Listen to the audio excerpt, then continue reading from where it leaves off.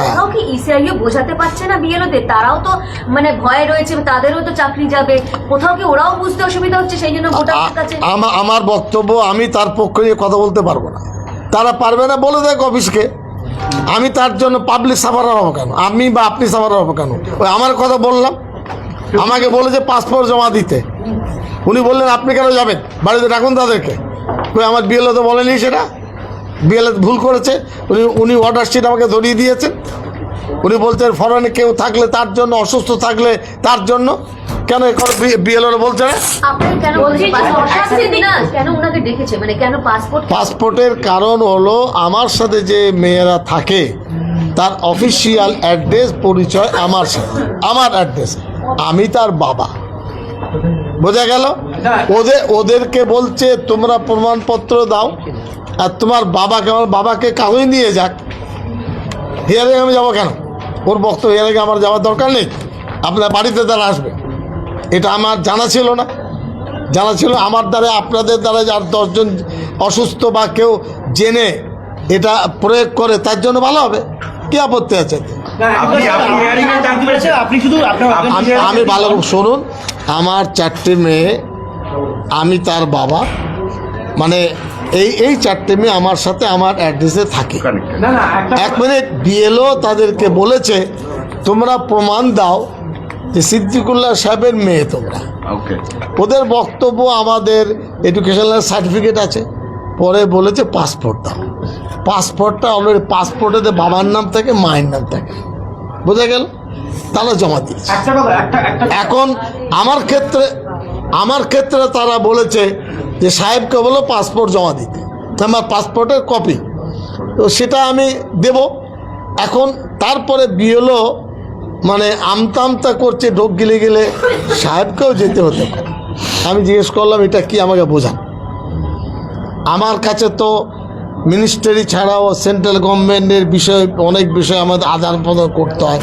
মুখ্যমন্ত্রী আমাকে এনওসি দেন বাইরে গেলে, সেন্ট্রাল গভর্নমেন্ট অ্যালাউ করে, তার তো প্রুফ আছে।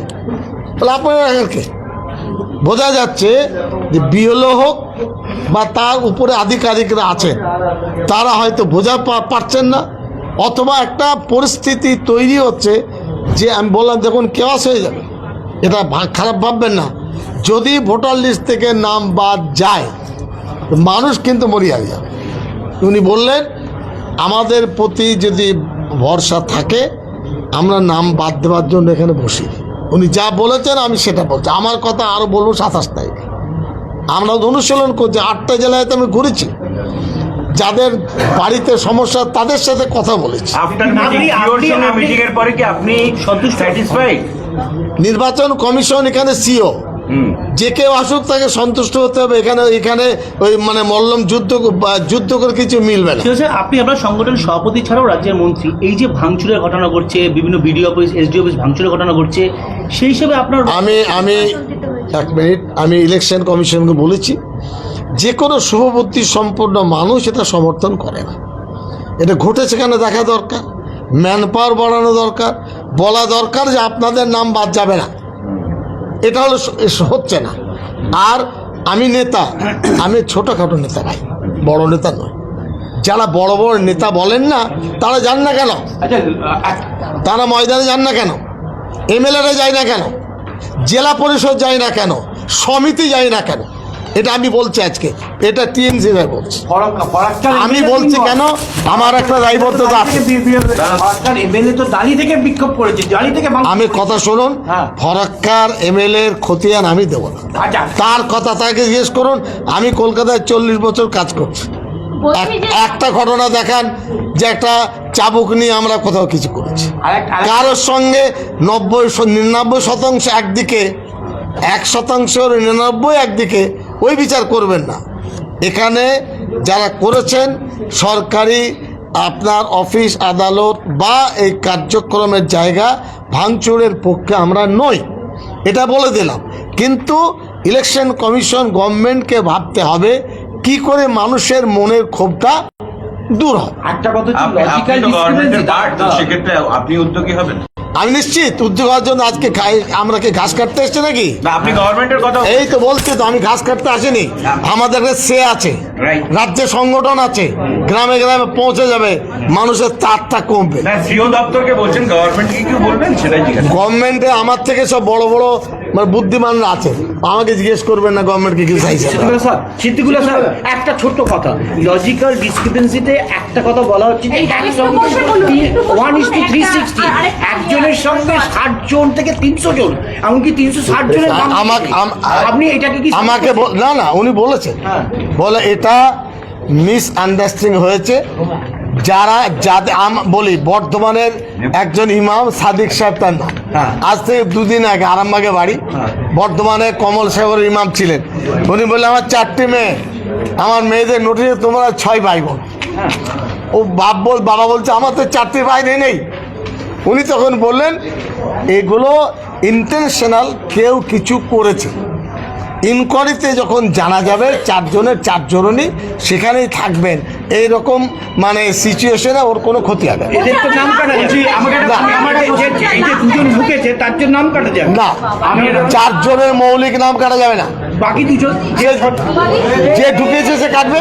কলকাতা হাইকোর্ট বলেছে বেলডাঙ্গায় কেন্দ্রীয় বাহিনী মোতায়েন করা হবে। বেলডাঙ্গায় যে ঘটনা ঘটলো এটাকে কিভাবে দেখছেন এবং এখানে কেন্দ্রীয় বাহিনী মোতায়েন হবে? আমার বক্তব্য